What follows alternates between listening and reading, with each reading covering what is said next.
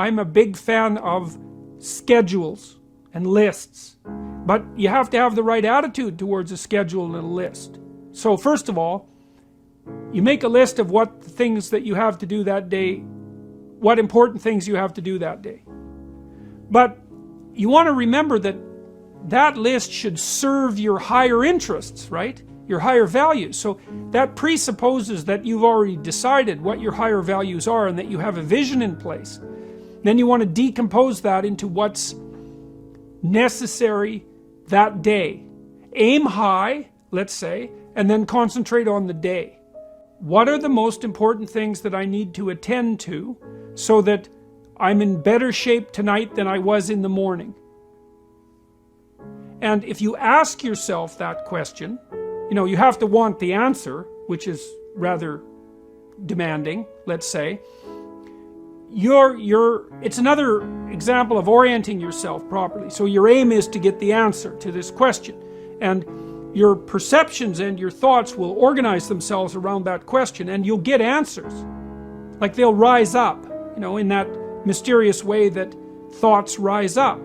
And some of them you'll find uncomfortable because your mind will present you with demands to do things that you may have been avoiding or that you find difficult or challenging. But you can train yourself to set yourself a list of tasks for the day that do put you in better shape that night than you were in the morning. It doesn't help to shy away from difficult issues because you're stuck with them. They're not going away. The best you can do is something worthwhile in the face of them. And so you figure out what that worthwhile thing is, and then that gives you, and then you practice implementing that, gives you some character and some strength, and that's the sort of thing that can help transform you into a leader. What you do is actually important, and what you leave undone as well. Both of those things.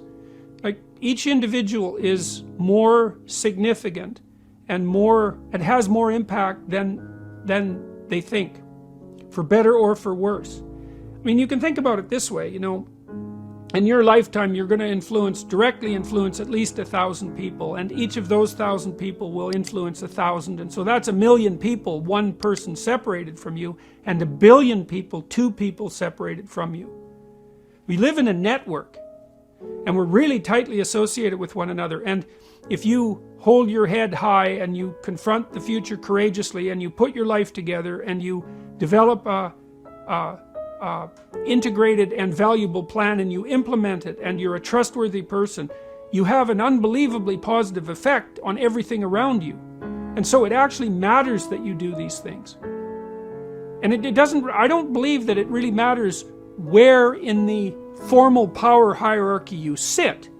Because you might think, well, I'm at the bottom of the power rungs, what influence do I have? And I think that's a bad way of thinking about it, because it doesn't take into account the networked issue. And so if you don't want things to be worse, which you wouldn't if you were a sensible person, then it would probably be better to work hard to make them better, and to also understand that you're playing a determining role in how reality unfolds when you're doing so. It's not a trivial thing. People are far more powerful forces for good and evil than they believe. So, and I think that's more true, and I haven't come to that realization lightly. So you want to be a leader in the best sense, and a leader in the best sense is someone who makes things better and not worse. And if we all made things better, then they would be a lot better, and that would be a good thing.